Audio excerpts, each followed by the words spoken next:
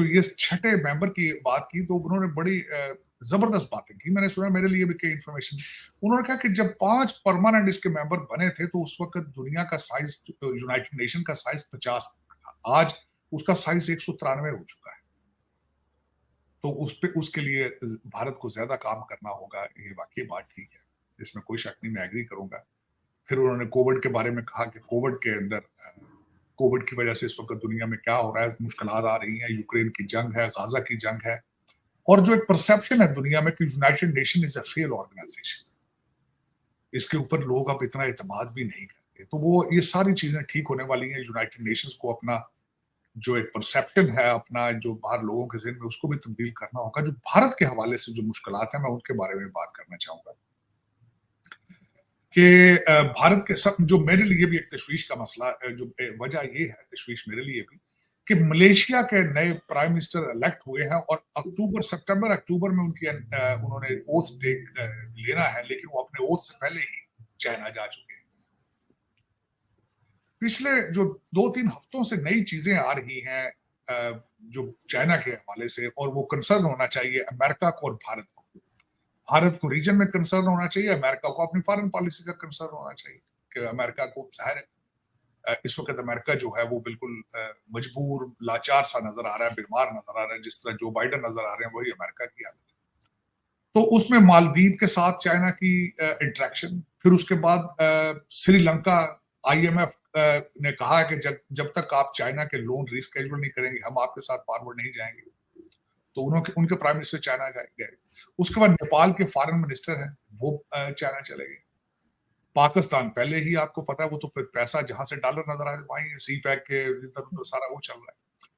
और बल्कि जो खत लिखा गया है जो बाइडन के हवाले से भी, शहबाज शरीफ साहब को भी, वो भी इसी एक पजल का हिस्सा है कि जब वो देखते हैं कि चाइना मसल फ्लेक्स कर रहा है, और वो जो चाहते थे, अमेरिकन चाहते थे कि भारत चाइना से के साथ हालते जंग में चला जाए लद्दाख पे, वो नहीं गया है। वो एक अपनी फॉरेन पॉलिसी, अपनी मर्जी के, अपने नेशनल इंटरेस्ट पे फैसले करते हैं। तो वो जब भारत के साथ जब भी वो अमेरिकन रिलेशनशिप के अंदर कोई मोड़ आता है, तो वो फौरन पाकिस्तान के साथ अपना लेटर लिख देते हैं। IMF को ग्रीन सिग्नल पहले ही अमेरिकन ने कहा इनकी मदद की जाए।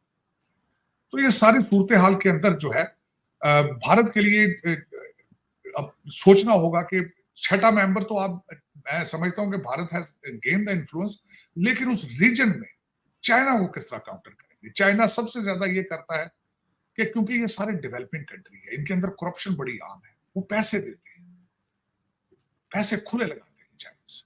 इसको आपको पता ही है, करप्शन वो जहां जाते पैसा फेंकते। पाकिस्तान में भी देखे ना आपने, पिज्जे जितने बनाए हैं वो सारे चाइना ने। पापा आपको पता है पाकिस्तानी फ्रेंचाइज है अब तो, पापा जान, उसका नाम चेंज करके तो पाकिस्तान जान रखना चाहिए, पापा जान की बजाय। 150 पिज्जा तो आपका है उसमें। तो अब वो उसमें मलेशिया वाले भी चले गए हैं पापा जान लेने के लिए, फिर से मालदीव भी चला गया, नेपाल भी जा रहा है। अब उसको डॉक्टर जयशंकर साहब को कोई उसका प्लान बनाना होगा, बल्कि उसके बगैर गुजारा नहीं है। बल्कि एक और जो सबसे बड़ी बात कल हुई है, आरजू बांग्लादेश के अंदर से चाइना आउट के नारे लगने शुरू हो चुके हैं कि इंडियन प्रोडक्ट का को बैन किया जाए। जिसका जो हसीना वाजिद है उन्होंने जवाब दिया है अपनी अपोजिशन को, BNP जो उनकी बांग्लादेश नेशनल पार्टी है, खालिदा जिया, कि उन्होंने कहा है कि भाई अगर आपके घरों में जितनी साड़ियां पड़ी हैं अपनी बीवियों की, भारतीय साड़ियां, उनको पहले तो निकाल के बाहर आग लगाओ, फिर उसके बाद बात करेंगे। बात उन्होंने बिल्कुल ठीक की। किसी और ने बल्कि ये कहा है कि इस वक्त भारत से इतनी चीजें इंपोर्ट होती हैं बांग्लादेश के अंदर, अगर इस तरह की बात की गई तो इन्फ्लेशन बहुत ज्यादा बढ़ जाएगा। लेकिन उसमें आरजू में अभी भी इस चीज को दरगुजर नहीं करना चाहिए डॉक्टर जयशंकर साहब को कि बांग्लादेश के अंदर कोई वाच करें कि चाइना किन किन लोगों को पैसे दे रहा है, क्या हो रहा है। क्योंकि ultimately is a matter of leadership, regional leadership. और आप भारत का मुकाबला करप्शन के साथ है। इन करप्ट ममालिक को साथ लेके आगे चलना इतना आसान नहीं है। तो एक तो ये मसाइल हैं जो भारत के, खासकर जब हम बात कर रहे हैं लीडरशिप के हवाले से, छठा मेंबर बनने के हवाले से, उस रीजन में ये मसाइल आ रहे हैं। मेरे लिए खुद ये परेशानी का मसला सोच रहा था कि मलेशिया जो है वो उनके प्राइम मिनिस्टर इलेक्शन जीतते ही सबसे पहले वो कहाँ चले गए हैं, चाइना के अंदर। तो ये एक बड़ा कंसर्न है मेरे लिए। दूसरा, मुझे जो आर्टिकल 2 पढ़ने की पिछले दिनों मुझे मौका मिला है। एक तो आर्टिकल मैंने पढ़ा जो मोदी साहब के 10 साल, बड़ा अच्छा उन्होंने आर्टिकल लिखा।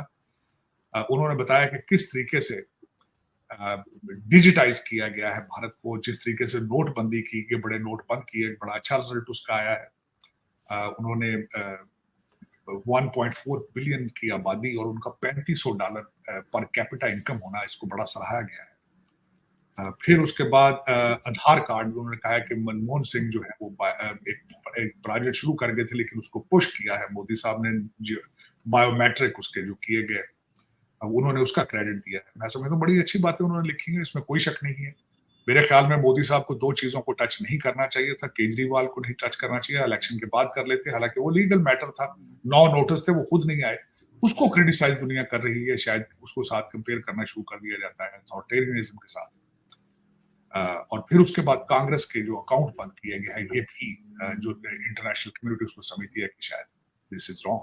मेरे ख्याल में मैं समझता हूँ ये दोनों चीजें, क्योंकि इस वक्त अगर देखा जाए तो मोदी साहब की परफॉर्मेंस इतनी पिछले 10 साल की है, मैं समझता हूँ उनको ऐसी इससे इज्तनाब भी करते तो फिर भी उन्होंने बड़ी क्लियर मेजोरिटी ले लेनी थी, इसमें कोई शक नहीं। इस पे कहूंगा गौतम अडवाणी, फिर लोग जो बातें जो खासकर करते हैं कि गौतम अडवाणी और अंबानी ग्रुप के बारे में, इसमें भी आर्टिकल में लिखा था और भी कई चीजें दूसरे मैंने अखबार के अंदर पढ़ी हैं कि ट्रिकल डाउन इकॉनमी काम नहीं कर रही है।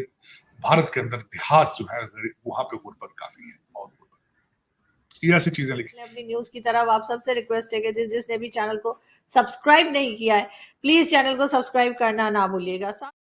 तो हेलो दोस्तों, कैसी लगी आपको वीडियो? कमेंट सेक्शन के अंदर ज़रूर बताएं, अपनी राय ज़रूर दें। तो जैसा कि हमने इस वीडियो में देखा, साजितार और आजू काजमी ने इंडिया रिलेशनशिप के ऊपर बात करी।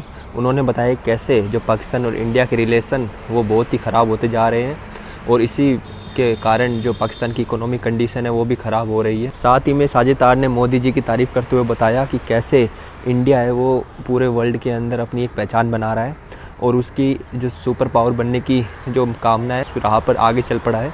और वहीं जो IMF से लोन मांगता हुआ पाकिस्तान हर 1-2 महीने के अंदर गिड़गिड़ाता। उन्होंने ये भी बताया कैसे जो इंडियन और पाकिस्तान के पॉलिटिशियन हैं उनमें बहुत ही ज़्यादा अंतर है। इंडियन पॉलिटिशियन अपने देश के बारे में सोचते हैं, और उनमें जो मोदी जी है उन्होंने उनके प्रति एक देशभक्ति की भावना जगा दी है। वहीं पाकिस्तान के जो पॉलिटिशियन है वो ओनली एक पैसा कमाने के बारे में सोचते हैं, और वह पैसा कमा के बाहर विदेशों में शिफ्ट हो जाते हैं। साथ ही में उन्होंने जयशंकर की भी तारीफ़ करी। उन्होंने बताया कि कैसे जो जयशंकर की डिप्लोमेसी है वह पूरे वर्ल्ड में उनका लोहा मान रही है। साथ ही में जयशंकर के बारे में बात करते हुए साजिद ने भी बोला कि मैं उनका एक बहुत बड़ा फ़ैन हूँ, और मैं उनकी हर एक चीज़, हर एक बातें